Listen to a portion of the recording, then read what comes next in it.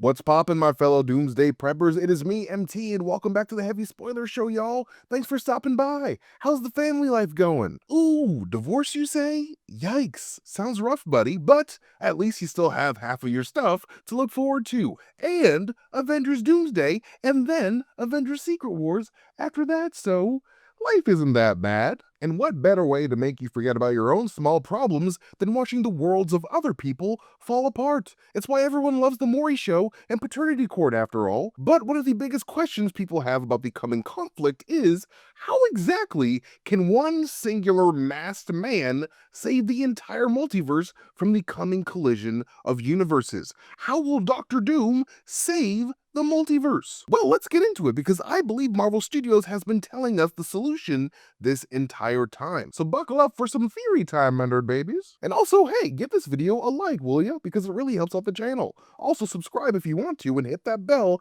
to get all of our upload notifications, because Paul and I are always working on exciting breakdowns for all of you lovely faces out there. Alright, so Avengers Doomsday and Avengers Secret Wars are meant to serve as a massive two-part finale for the entire multiverse saga. One that is very likely going to be based on Marvel's Secret Wars comic book event from 2015. A personal favorite of mine, as Jonathan Hickman can literally do no wrong. That man is a genius. And because these movies will be based on that story, it is quite clear that the title of Avengers Doomsday has multiple meanings. I mean, not only does it refer to the coming of the notorious Marvel villain Doctor Doom to do battle with the heroes of Earth 616 when their two universes collide, but the title also teases the inevitable demise of the entire multiverse itself. A doomsday that Robert Downey Jr.'s Doctor Doom will help avoid by completely reforming the multiverse into one singular kingdom that he himself rules with an iron mask and an iron fist. But not the Netflix Iron Fist, an actual Iron Fist, one of godlike proportions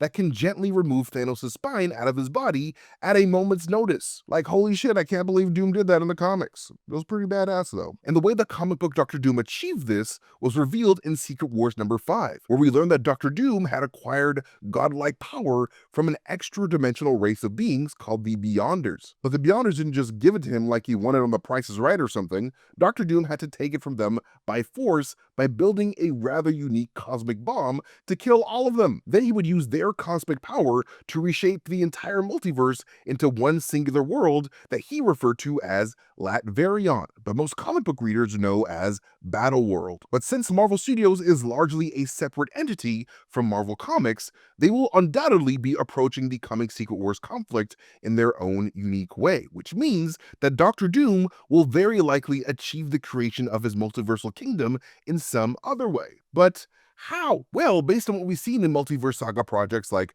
Loki and Deadpool and Wolverine, it seems clear to me that Doctor Doom has one and only one way to save the entire multiverse, and that is to wait until the incursions get so damn bad so that he can erase the multiverse entirely. Now, I know what some of you may be thinking. MT, erasing the multiverse to save the multiverse doesn't make any damn sense. But if you really think about it, it kinda does, especially since projects like Loki and Deadpool and Wolverine show us that getting erased actually is not so bad. In fact, everybody who has every atom of their body and soul vaporized by He Who Remains' Time Variance Authority know that getting erased isn't the end, as every person, item, or universe pruned by the TVA was sent to the vast metaphysical plane of existence at the end of time known as the Void, and a realm that the TVA has used like a cosmic dump for everything in the multiverse that He Who Remains felt didn't belong in this perfect halo of timelines that he referred to as the Sacred Timeline. And it's a realm that also doubled as a doghouse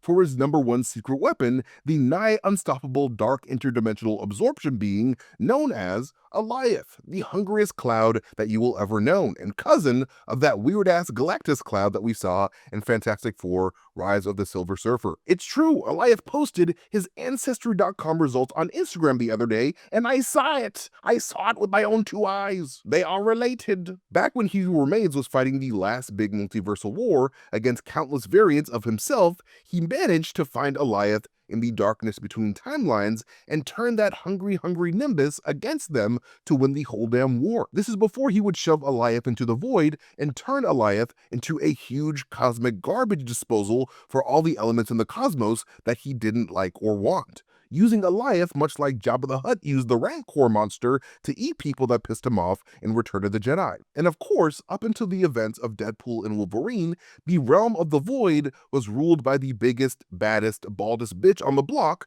Cassandra Nova, who recently went supernova after those two heroes would pull a Guardians of the Galaxy and use the power of friendship to destroy her crazy ass. But anyways, the reason why I'm recapping all of these details is to get you guys to realize that Marvel Studios has used projects like Loki and Deadpool and Wolverine in order to establish this void dimension as a perfectly livable space for displaced living beings throughout the multiverse. And now that this dimension has just lost its ruler, who better to fill this void than Robert Downey Jr.'s Victor Von Doom himself, when he uses this land to reorganize this multiverse into his own personal kingdom of Latverion. And technically, all Dr. Doom would need to do this is at least one reset charge grenade from the TVA, because much like we learned in the Loki series, ever since Sylvie decided to make the belly button of He Who Remains a little bit bigger with her knife, the multiverse of infinite possibilities has been starting to branch out wildly, resulting in a bunch of these branching timelines to connect and collide with one another. And we saw the catastrophically explosive result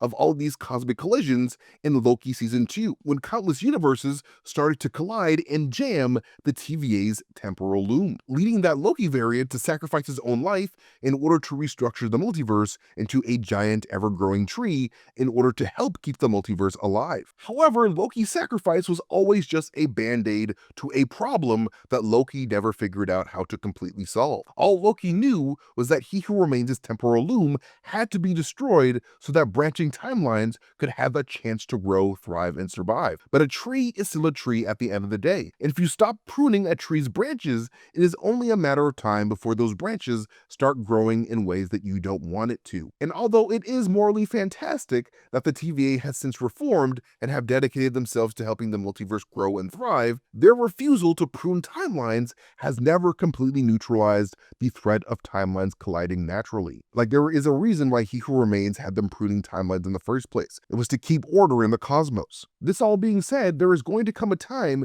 when all of these tree branches get all overgrown and twisted up all up in each other that a single match could be enough to burn the entire tree down. Almost like lighting a fuse in a way, because every timeline would be connected to each other in some way, shape, or form. And it's at that point that all Dr. Doom would need to do is to acquire a single TVA reset charge to prune the entirety of Loki's doomed multiverse tree into the void in order to save everyone throughout all of time from ceasing to exist. No more sacred timelines or TVAs, only Doom's new realm of the void, one that he could easily restructure in his image with either his own powerful magic or a simple collection of 6 Infinity Stones, which Doom could easily collect from the TVA during the events of Avengers Doomsday. Because like I said before, and much like it was teased in Sinister Strange's universe in Doctor Strange and the Multiverse of Madness, Avengers Doomsday is going to see the walls between realities breaking the hell down, much like your ex-girlfriend did while watching The Notebook. And because of this,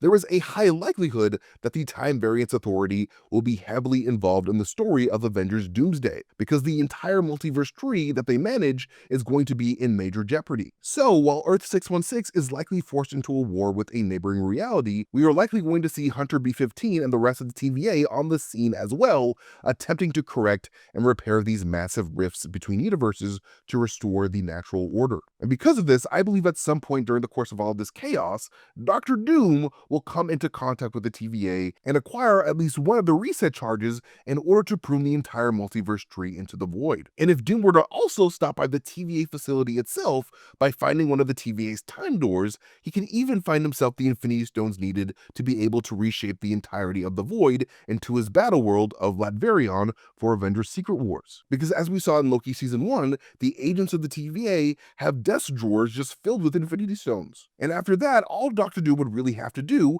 is deal with Goliath, either by imprisoning the beast or by sending Goliath out of the void itself, so that that angry puff of smoke can wander the dark emptiness where Loki's sacred timeline tree used to be. And bada bing bada boom, ya bada king is Dr. Doom. Like, I truly do not see another method for the multiverse to be preserved, to be honest. Like, it is truly only a matter of time before time completely breaks down and portals to different timelines of realities start appearing everywhere throughout time before the entire multiverse just dies. dies. So someone is going to have to do something cosmically drastic to prevent everything in existence from going boom. And Doctor Doom is that somebody. However, the question still remains, what happens after all of this? Like, let's say Doctor Doom actually drops a reset charge and prunes the entire multiverse tree. What hope does the MCU have to restore the multiverse the way it was after Secret Wars? Well, believe it or not, I think the last episode of the last season of What If might have potentially laid down the seeds for the next multiverse after Secret Wars. Specifically when Captain Carter starts talking about the unique universe that Strange Supreme created at the end of that second season.